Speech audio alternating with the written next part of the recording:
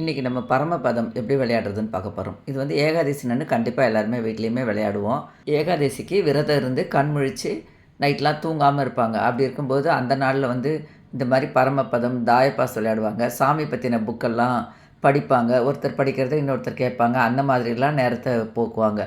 இப்போ தான் நிறைய டிவி பார்க்குறோம் நம்ம, இல்லை ஃபோன்லேயே நம்ம நிறைய கேம்ஸ் விளையாடி இப்படிலாம் டைம் ஸ்பெண்ட் பண்ணுவோம். அந்த மாதிரி இல்லாமல் இந்த பரமபதம் ரொம்ப இன்ட்ரெஸ்டிங்காக இருக்குங்க. இப்படி 1லேருந்து இப்படி நம்பர் போகும்.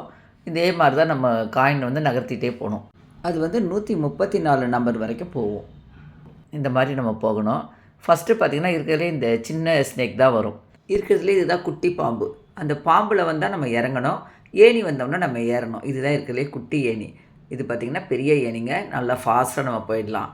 இப்படியே போயிட்டுருப்போம். இருக்கிறதுலே பெரிய பாம்பு இது தாங்க. நம்ம எவ்வளோ கஷ்டப்பட்டு போனோம்னாலும் அப்படியே கீழே கொண்டு வந்து விட்டுடும். ஏணி வந்தால் ஏறுவோம், பாம்பு வந்தால் இறங்கிடுவோம். இப்படியே ஏறி இறங்கி லாஸ்ட்டில் போயிட்டு மேலே ரீச் பண்ணுவோம். அதுதான் கேம். இப்போ பசங்க ஸ்னேக் அண்ட் லேடர் கேம் விளையாடுறாங்க பாருங்கள், அதே மாதிரி தான்.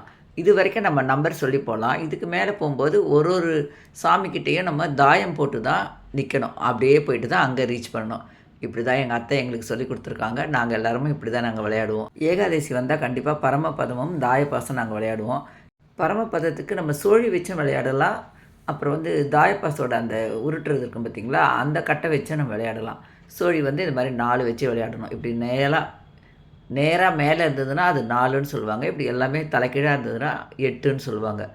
இப்படி தான் இருக்கணும். இது வந்து தாயப்பாஸ் விளையாடுறதுங்க. இதில் வந்து டல்லாக இருக்குது. இது வந்து எங்கள் அத்தைக்கு அவ்வளோவா சரியாக புரியாது. அதுக்காக நான் நெயில் பாலிஷ் வச்சு அதை கொஞ்சம் டார்க் பண்ணி வச்சுருக்கேன். பரமபதம் சோழிலையும் விளையாடலாம், இந்த தாயப்பாஸ்லேயும் விளையாடலாம். இதில் தாயம் எதுன்றது நான் உங்களுக்கு வச்சு காமிக்கிறேன். இந்த மாதிரி ஒரு பக்கம் ப்ளைனாகவும் ஒரு பக்கம் மாத்திரம் சிங்கிள் மார்க் வருது பார்த்திங்களா, இதுதான் தாயம். ஆடும்போது தொடக்கத்தில் தாயம் போட்டதுக்கு அப்புறம் தான் நம்ம ஆட்டத்தை ஸ்டார்ட் பண்ணணும். அதே மாதிரிங்க மேலே சாமிக்கிட்ட போகும்போதும் தாயம் வந்தால் மாத்திரம்தான் அடுத்தடுத்த சாமிக்கிட்ட நம்ம நகர்த்தணும். இப்படி தாங்க பரமபதம் விளையாடணும். பரமபதம், இந்த சோழி இதெல்லாம் பெருமாள் கோயில் வாசலில் கண்டிப்பாக இன்றைக்கி விற்பாங்க. அது இல்லைனாலும் ஃபேன்சி ஸ்டோர்லேயும் கிடைக்கும். யாரெல்லாம் இன்றைக்கி பரமபதம் விளையாடினீங்க அப்படின்றதே கமெண்ட் பண்ணுங்கள். இந்த வீடியோ பிடிச்சிருந்ததுன்னா லைக் பண்ணி சஞ்சய் நானும் vlog சேனலை சப்ஸ்கிரைப் பண்ணிக்கோங்க. தேங்க்யூ.